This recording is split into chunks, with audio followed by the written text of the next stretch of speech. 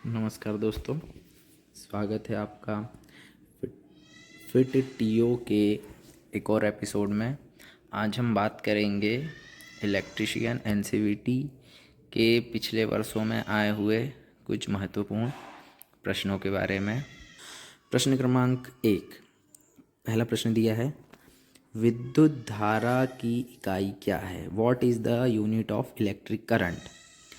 Options दिए हैं ओम, volt, ampere, वाट।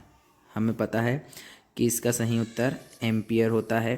विद्युत धारा की इकाई हमारी एम्पियर होती है, जिसे हम अमीटर से मेज़र करते हैं। अगला प्रश्न है हमारा, विद्युत शक्ति का मात्रक क्या है? The unit of electric power. बहुत ही सिंपल सा क्वेश्चन है, हम सभी जानते हैं कि इसका सही उत्तर वाट होता है। अगला प्रश्न है, वोल्ट मीटर का प्रयोग किसे मापने के लिए किया जाता है?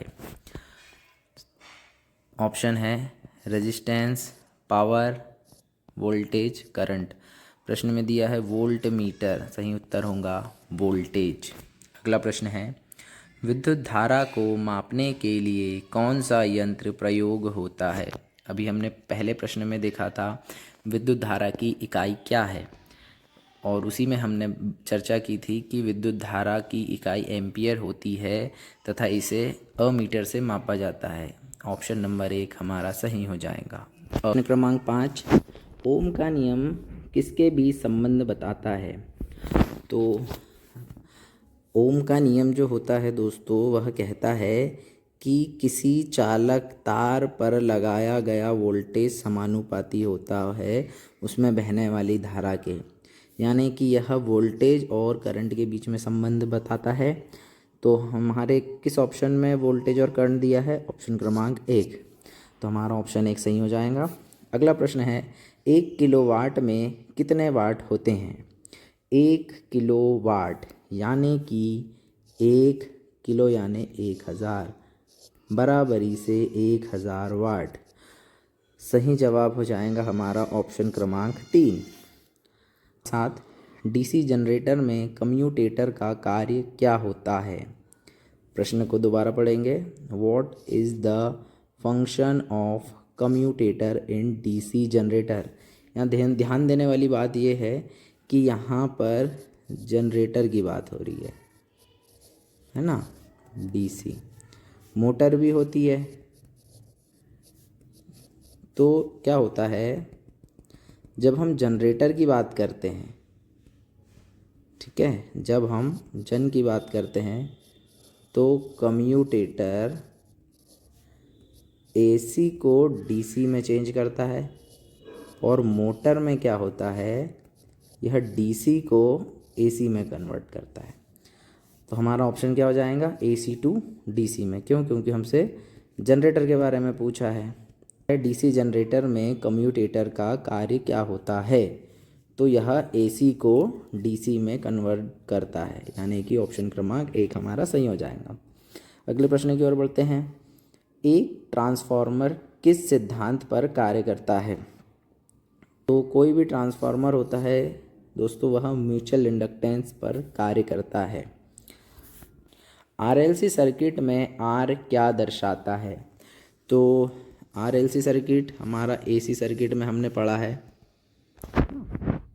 क्या में पढ़ा है हमने? एसी सर्किट में पढ़ा है। R for resistance, L for inductance and C for capacitance.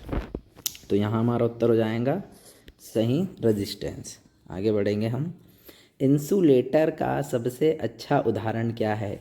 यहाँ पे हमें 4 ऑप्शन दिए हैं, इसमें जो बेस्ट इंसुलेटर है उसके बारे में बताना है। कॉपर पहला, ये नहीं होगा क्योंकि कॉपर एक कंडक्टर होता है। आयरन भी एक कंडक्टर होता है, एल्यूमिनियम भी एक कंडक्टर होता है। बच गया हमारा प्लास्टिक, तो सही उत्तर हो जाएगा हमारा प्लास्टिक। प्रश्न क्रमांक 12, किस यंत्र का उपयोग इंसुलेशन जांचने में होता है? तो सही उत्तर हो जाएगा हमारा मैगर। मैगर एक उच्च प्रतिरोध मापने वाला उपकरण होता है, ठीक है। प्रश्न क्रमांक 13, स्टार कनेक्शन में हर फेस का कोणीय अंतर कितना होता है? स्टार कनेक्शन हमारा ऐसे बनता है और इसमें हर फेस के बीच में 120 डिग्री का अंतर होता है। सही उत्तर हो जाएगा हमारा 120 डिग्री। अगला प्रश्न है, विद्युत मोटर में ब्रश का कार्य क्या होता है? तो इसका सही उत्तर हो जाएगा ट्रांसफ़र करंट, ऑप्शन क्रमांक 3। ठीक है, प्रश्न क्रमांक 15 अगला हम चलते हैं। DOL स्टार्टर का पूरा नाम क्या है? शॉर्ट में हम इसे डोल स्टार्टर कहते हैं, जिसका पूर्ण रूप है डायरेक्ट ऑनलाइन स्टार्टर, ऑप्शन क्रमांक 3। आप अगला प्रश्न है, फेज और अर्थ के बीच वोल्टेज कितना होता है? यह प्रश्न थोड़ा सा सोचने वाला है। जनरली क्या होता है, हम फेज तथा न्यूट्रल के बीच में कहते हैं कि अगर सिंगल फेज है तो 230 वोल्ट मानते हैं। अब यहाँ इन्होंने कहा है कि अर्थिंग, तो आपको पता होगा न्यूट्रल भी क्या होता है, ज़ीरो पोटेंशियल ही कहलाता है, और अर्थ भी हमारा क्या होता है, ज़ीरो पोटेंशियल। यानी कि यहाँ पे हम अर्थ को एज ए न्यूट्रल यूज़ कर सकते हैं और कह सकते हैं कि सिंगल फेज़ में हमारे फेज़ और अर्थ के बीच में 230 वोल्ट होता है। अगला प्रश्न है, फ्यूज़ का मुख्य कार्य क्या है? तो दोस्तों, फ्यूज़ हमारा फेज़ लाइन में लगने वाला एक सुरक्षा उपकरण होता है। यह हमें हाई करंट फ्लो होने से बचाता है ना। जब लोड अधिक हो जाता है या ओवरलोड की सिचुएशन में सर्किट में अधिक करंट बहती है तो यह पिघल कर सर्किट को ब्रेक कर देता है। तो फ्यूज़ का मुख्य कार्य हो जाएगा सर्किट को प्रोटेक्ट करना, क्योंकि यह एक प्रोटेक्टिंग डिवाइस है। ठीक है, अगला प्रश्न है हमारा, बाईपास स्विच का प्रयोग कहाँ होता है?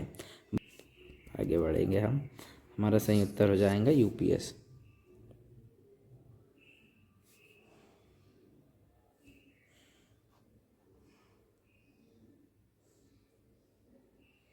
अगला प्रश्न है हमारा, एसी को डीसी में बदलने वाला उपकरण क्या कहलाता है? तो देखिए दोस्तों, जब एसी को डीसी में बदलता है रेक्टिफायर, कौन बदलता है? रेक्टिफायर। और डीसी को एसी में बदलता है इन्वर्टर। तो हमारा यहाँ पे सही जवाब होगा रेक्टिफायर। अगले प्रश्न की ओर चलते हैं।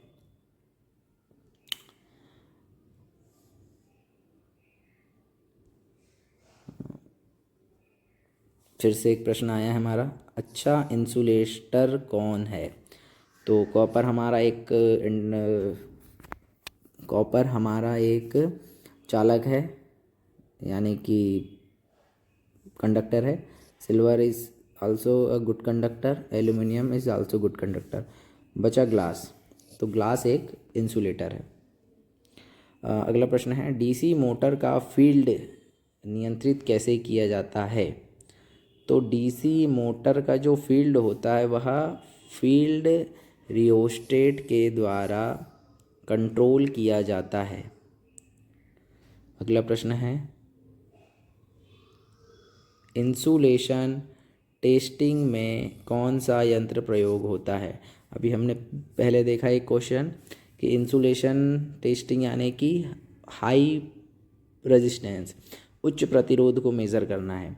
तो उच्च प्रतिरोध को मेज़र करने के लिए हम मैगर का उपयोग करते हैं। तो प्रश्न आता है कि मैगर में कितना वोल्टेज उत्पन्न होता है उसके जनरेटर के द्वारा? तो 500 वोल्ट जनरेट होता है। अगला प्रश्न है, विद्युत धारा की इकाई क्या है? विद्युत धारा की इकाई एम्पियर होती है, वोल्टेज की इकाई वोल्ट होती है, रेजिस्टेंस की इकाई ओम होती है और पावर की इकाई वाट होती है। इसका सही उत्तर हो जाएगा हमारा एम्पियर। सबसे अच्छा चालक कौन सा होता है? तो कॉपर एक चालक है, हाँ। ग्लास एक चालक है क्या? नहीं। वुड एक चालक है क्या? नहीं। प्लास्टिक नहीं। सही उत्तर हो जाएगा हमारा कॉपर। अगला प्रश्न है हमारा, इलेक्ट्रॉन का चार्ज क्या होता है या इलेक्ट्रॉन्स पर कौन सा चार्ज होता है। तो हम सभी को पता है इलेक्ट्रॉन्स पर नेगेटिव चार्ज होता है, इसीलिए इलेक्ट्रॉन्स जो होते हैं वह नेगेटिव से पॉजिटिव की ओर मोशन करते हैं। 1 किलोवाट बराबर होता है 1000 वाट। अभी हमने स्टार कनेक्शन में कितने वायर होते हैं। तो स्टार कनेक्शन में जनरली 4 वायर होते हैं, आर वाई बी, और एक इनके बीच के न्यूट्रल पॉइंट से हम ले लेते हैं न्यूट्रल। ठीक है, तो हमारा सही उत्तर हो जाएगा 4। स्विच का कार्य क्या होता है। टू मेक और ब्रेक अ सर्किट। स्विच है हमारा। DOL स्टार्टर का प्रयोग कहाँ किया जाता है। तो ये स्मॉल मोटर्स में, यानी कि लगभग 5 HP तक की मोटर में इसका उपयोग किया जाता है। अगला प्रश्न है हमारा, करंट मापने के लिए यंत्र कौन सा होता है। मीटर होता है, वोल्ट मीटर से वोल्टेज मापते हैं, पावर मापने के लिए वाट मीटर का प्रयोग किया जाता है, उच्च प्रतिरोध मापने के लिए मेगर का प्रयोग किया जाता है। ओम का प्रतीक चिन्ह होता है, ओम का प्रतीक होता है यह। ठीक है, आगे बढ़ते हैं हम। मोटर के तापमान की सुरक्षा के लिए क्या प्रयोग होता है।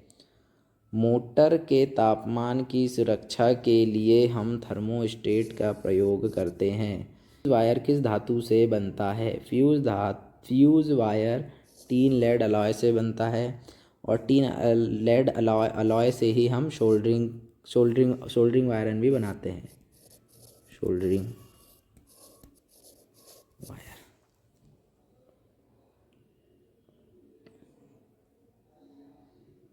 अगला प्रश्न है, बल्ब में फिलामेंट किसका बना होता है। तो बल्ब में फिलामेंट टंगस्टन का बना होता है। का पूरा नाम क्या है। LED लाइट इमिटिंग डायोड होता है, यानी कि ऑप्शन क्रमांक 1 हमारा सही हो जाएगा। अगला प्रश्न है, ट्रांसफार्मर DC में कार्य करता है क्या। नहीं। वायर की मोटाई मापी जाती है SWG स्टैंडर्ड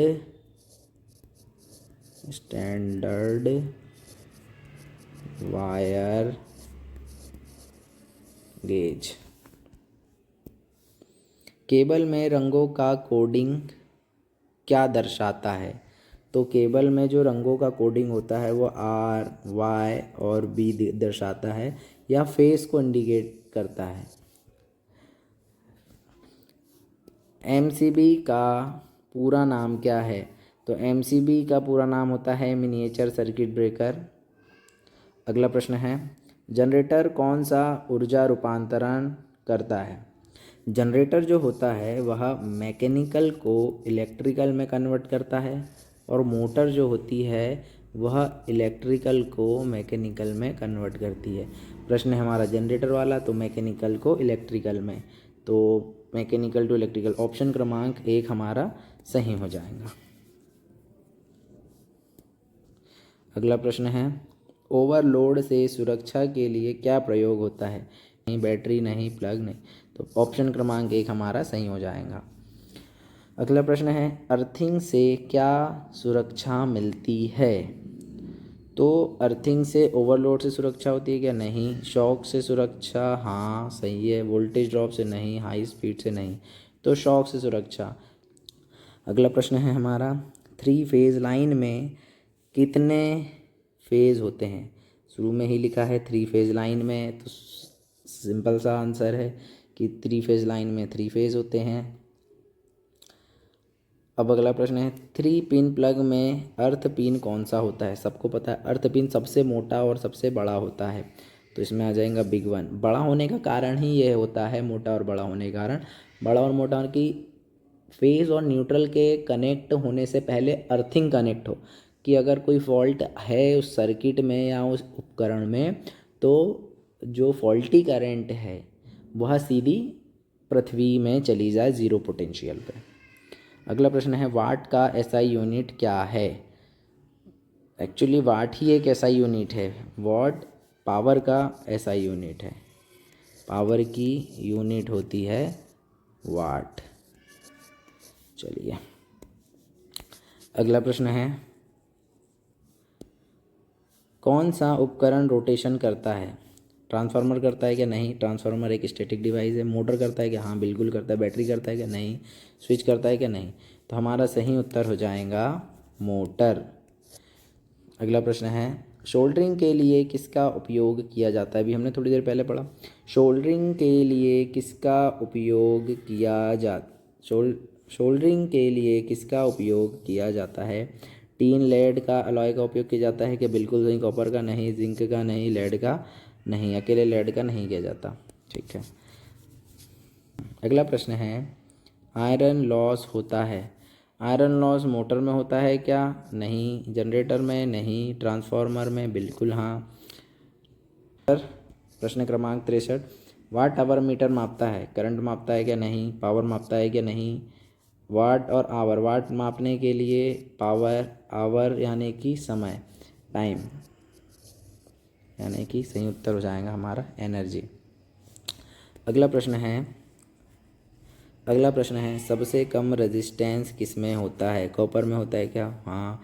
एल्यूमिनियम में? हाँ। वुड में, ग्लास में? इन सब में सबसे कम रेजिस्टेंस होगा कॉपर में। वुड और ग्लास हमारे क्या होते हैं? इंसुलेटर्स होते हैं।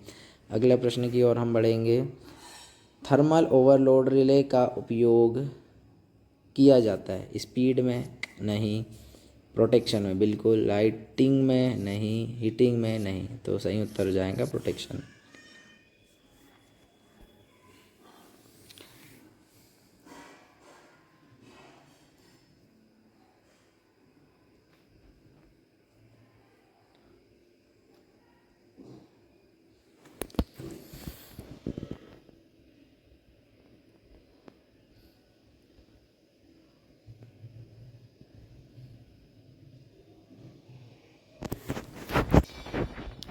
विद्युत धारा प्रवाहित करने वाले पदार्थ को क्या कहते हैं? तो विद्युत धारा किस में से प्रवाहित होती है? कंडक्टर में से होती है। चलिए अगला प्रश्न है, वायरिंग में सबसे अधिक प्रयोग होता है? Copper wire, PVC pipe, aluminium foil, GI wire, copper. हमारे घरों में कॉपर वायर से वायरिंग की जाती है। सही उत्तर हो जाएगा कॉपर वायर। कैपेसिटर में चार्ज किस में स्टोर होता है? तो कैपेसिटर में चार्ज प्लेट्स में स्टोर होता है। प्लेट सही उत्तर हो जाएगा।